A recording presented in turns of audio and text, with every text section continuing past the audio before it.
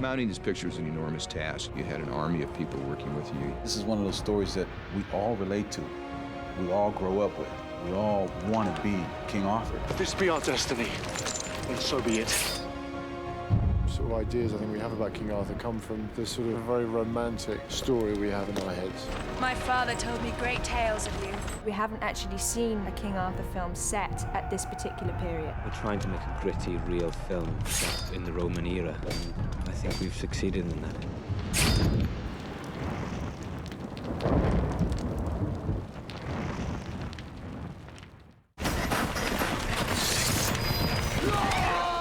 There's a theory that says a group of Sarmatian warriors were stationed as part of the Roman legions along Hadrian's Wall. These men were led by a centurion named Lucius Artorius Castus.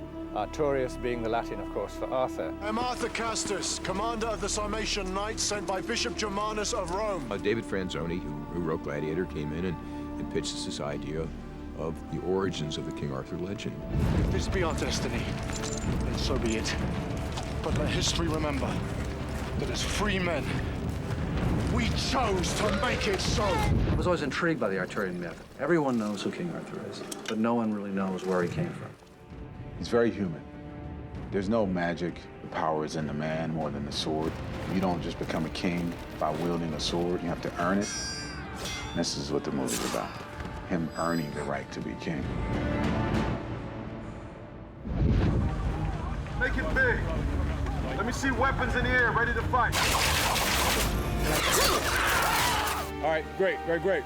The most important thing Antoine brings is a realism and grittiness to the piece. He's so perfect for this, and he's brought so much unbelievable stuff to this. You know, I've been following Antoine's career since he did video for me for Dangerous Minds. He did the Coolio video, and that's how I really first started working with him. It's how talented he was. Jerry's like the guy that keeps his eye on like the young talent, and then when he thinks you're good enough, he kind of plucks you, and brings you to life. Once he slams you down, you get set, because I want to see him. Antoine's pretty amazing. Dealing with this enormity of the production. Guy's got an amazing task in his hands. Okay, come on, let's go back to one. Just for this angle right here. Jerry would come over, he'd just like, you're doing great, just keep going. He's like a general. But I think the main thing that Antoine brings to the table is he allows you to bring what you want to the character. He's interested in what you have to offer. He's just taking the best of everybody's ideas. It would be good for you to mark my face, Saxon. It will be the last thing you see on this earth. I wanted to get a leading man who had the presence and power and grace to pull it off. I met Clive, and I couldn't get him out of my head. He was King Arthur. He's a bit of a mystery, and that's what we wanted for Arthur as well. The thing that separates him has always got his eye on the bigger picture. He can't help himself. If there's unfairness, he feels it's his responsibility to intervene.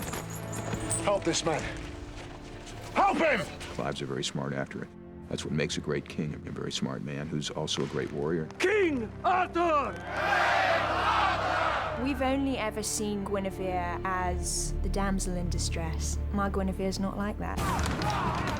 When we hired Keira Knightley for Pirates, she was 17 years old. She's now 18. We showed Antoine film and tape of her. He fell in love with her. When you meet her, she's such a tough, pretty, smart teenager. And then when you put her on film, this woman just like explodes onto the screen. I belong to this man. She starts off as being the delicate, beautiful woman being rescued, and you discover, man, she's as tough as a knight, she can fight. Your hands seem to be better. It took us forever to find Lancelot, and then we met Yoan, and I was just like, he's it. He's got this boyish charm about him. He's like this kid in a way, but he's got a darker side as well. I think Lancelot is the voice of reason. Lancelot believes in the earth and what he can touch, what he can feel, or what he can kill. He loves Arthur as a friend, and however much he disagrees with his actions, he has to go along as a friend. Ireland worked out for a lot of different reasons because it's lush and it's big and it's dark most of the time. And I think you have to feel it too. You need to be in European soil. The wall had to be real. I had to be able to get up on the wall in the film. I had a battle scene at the end that I wanted people fighting on the wall. This huge expanse of wall, which is Hadrian's Wall, was built to keep out the marauding barbarian Picts or Woads who otherwise were pouring down into the south. It stretches all the way across this neck of land, severing the northern part of the island from the rest of it. We took measurements of the stones and the things they actually used when they built the wall, and we made our molds the exact same size. When you build this sort of huge set, you are facing quite a lot of issues. The wall took 4.5 months to be built. The crew was more or less 250 persons. It was the main set of the movie, so it was a very big construction. Antoine, when he used his helicopter shots, you could see the scope of this wall. This is not a lot of digital work on this wall. This is a real wall that we built out in this field in Ireland. Most of the movie and most of the sets was, historically speaking, very accurate. The design for the round table came to an idea ahead of mixing Roman architecture and King Arthur myth. We have been here now for about 6 months, concentrating on all the dressing for the Roman army, the battle standards, battle dragons, that type of thing. Antoine seems to like a lot of cameras on set. Everything has to be able to be shot from any angle, from any distance as well. Between the Woads, Saxons, Romans, we must have made about 300 blades, 750 spears, and probably 300 axes in total. They must have made about 10 different prototypes of Excalibur. The Excalibur sword itself is quite concept looking, read vertically from the bottom to the top. Is defender of the land. Antoine, the feeling he gave us was that he wanted strong, he wanted brutal. I just thought we should go for blood and guts. And I, assured him that they would be filthy and that we would really, really make it look as original as we could. Leather. Penny Rose did Pirates of the Caribbean. She designed all those great pirates, and she has such a creative flair, yet she also has the practicality of knowing that you have actors in these suits. They have to be light, they have to move, they have to fight, so you have to have the stuff that's designed so they can use movement and not get exhausted every time they lift a sword up. Think, okay, we're about to play the Knights of the Round Table and you expect to be all sort of decked out and gallant. And here I am kind of looking a little bit feral, and I like it. It's a show which has required virtually everything to be made. I've got peasants, I've got servants, I've got Saxons, I've got Woads, I've got Romans, I've got knights and knight servants. I've got 2,000 to 2,500 costumes in all. It's big, it's very big. Had 2 weeks of solid training, horse riding, learning the choreography of the fights, and obviously getting to know each other as a bunch of guys. We're doing an awful lot of our own stunts that would normally be done by riding doubles or action doubles. We're throwing ourselves into the mix. Arthur's a brilliant fighter. People talk about this incredible sword. But it's not a magic sword. It's the way he uses the sword that's more important. The guy is a pretty incredible fighter, and that's his chosen, trusted weapon. Lancelot's weapons of choice are his 2 swords. He draws them out like this, and he's ambidextrous. He can fight with both swords at the same time, and of course can kill twice as many people. Antoine wanted a different feel to each man's fighting. He gave us characters for all of them that we tried to bring out with the weapons. It took weeks and weeks of practice on how each battle was designed as far as the sword play is concerned. It's very dangerous. You have to be choreographed and you have to be very precise or you will kill somebody. It's not only about waving swords. It's like doing a 3-minute heavyweight boxing round, and you have to do it maybe 10 times in a day. And I'm chain smoking, and I'm middle-aged. I'm not supposed to do things like this. Women did fight on equal standing with men. That's a historical fact. It makes the character a lot stronger because she is a warrior and she does have something to fight for. Keira Knightley. All of the action scenes, she did them all herself. Sword fight, archery, axe fight, knife fight, a bit of garroting, which is particular fun, I have to say, and a lot of running about.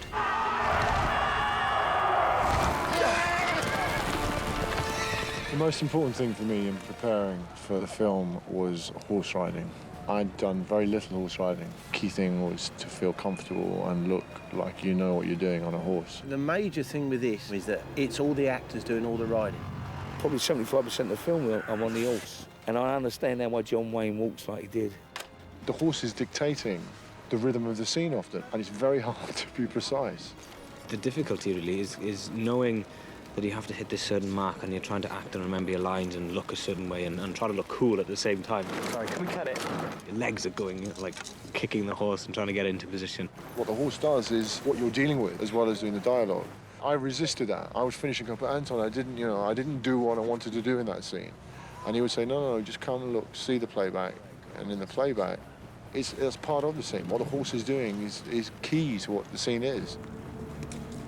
What are you fighting for? I fight for a cause beyond Rome's or your understanding.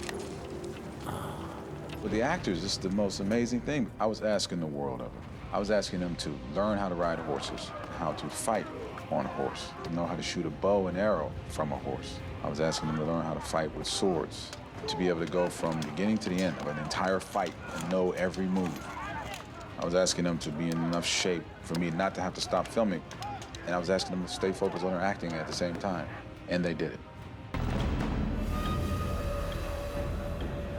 We have some 400-odd extras that have never seen a shield or spear before. They will replicate a Saxon military unit. 7, 8, 9, 10. Stop. All right, look to the right and line up on your flag, gentlemen. It's an extensive period of basic drilling. Basically, I've just taken a military formation and put it in a working system for these civilians. We've done some very careful research on Saxon battle tactics, and we try to replicate as closely as we possibly can. You guys over here, move on! They're working with shields, they're working with spears. I've got archery training going on. We've selected 2 groups of reenactors to learn our sword techniques. To have 400 people who are supposed to be hardcore warriors not look like hardcore warriors destroys the value of the production. Hi, Mom. I'm a star. Company commanders, move them out, reverse order, and let's start over again. Harry brings a discipline to the set. Harry had these guys marching frontwards, backwards, sideways. Okay, Alpha Platoon, forward, march! We had battle cries for all our Saxon invaders, and we found some wonderful things like Slachton Fiand. Slachton Fiand! We're actually 7 nights here facing 1,000 extras dressed up like Saxons. Our heart starts beating as the actors. It becomes kind of real when you're standing there. When you make an epic story like King Arthur, you got to show the epic battles. Antoine figured out how he wanted to shoot it. He based it on one of the great battles in history of the Romans, how they took pig fat, created all this smoke and fire to confuse the enemy so the enemy couldn't see.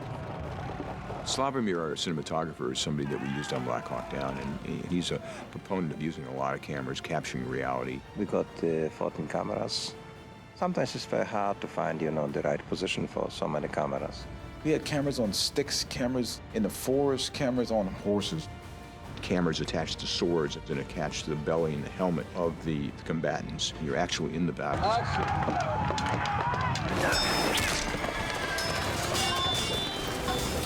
You never would know how big and overwhelming a film like this can be until you do it, no matter what people say. Till you stand out there and look at 800 to 1,000 people with swords and bow and arrows and horses thundering around and smoke and fire. Action all around, action! Every time I said action, I was praying no one got trampled by a horse or one of the guys fell off or anything would happen. And it's one of those scenes where you go, I asked for this. Visual effects are really used in this film in order to expand the scope of Arthur and his knights. The world that they live in is a very fantastical place, and we really need to bring the epic scale and grandeur, all of that which perhaps doesn't exist in England or in Ireland in real life. As we were filming in Ireland in the middle of August, nothing was frozen, and so really we knew from the beginning that that scene was totally going to be visual effects. Our job is really to go in and completely create the environment from the ice that they're standing on through to the mountains and snow-capped peaks. There's an entire battle that takes place on this frozen lake. There's going to be almost 300 shots that will require either a matte painting or 3D CG background. This is a wide shot. My job is to replace this with a much more threatening and snow-filled environment. Completely fabricated, but believable layout. People would think that this was a real location.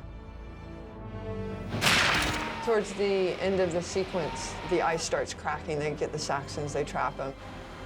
And what we're doing is some shots where it's underwater looking up at the ice that's above. And we'll see the Saxons walking across and see it cracking. Doing a lot of CG armies so we can have thousands and thousands of CG Saxons. Because you have so many characters that you have to put into the scene, so many soldiers, we couldn't hand animate each one, so we have software that will come up with that animation for us. We're just another tool in the director's palette. We can do things in a different way.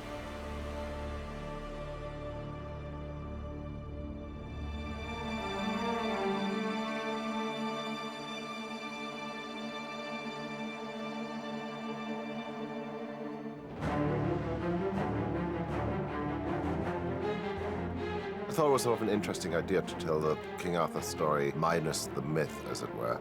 But at the same time, I suddenly realized as soon as you put the music in, it mythologized the characters.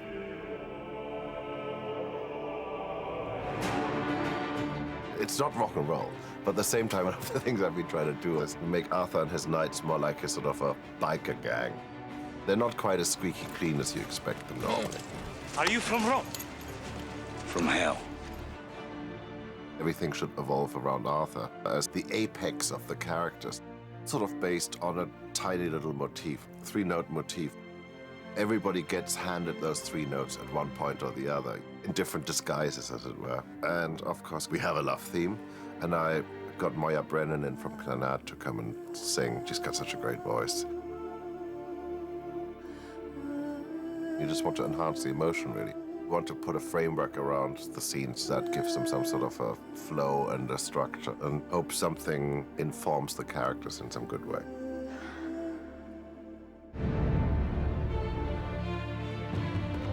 I hope people leave the cinema with a sense of that they've seen a classic epic film. It's about a guy traveling on a journey. He becomes a man of his land and a man of his people. There's a warrior in all of us. There's a king in all of us. You have to choose your destiny, choose your fate. The scope of it, the size of the battles, the nobility of the characters, and the heart of the characters. It's an epic film.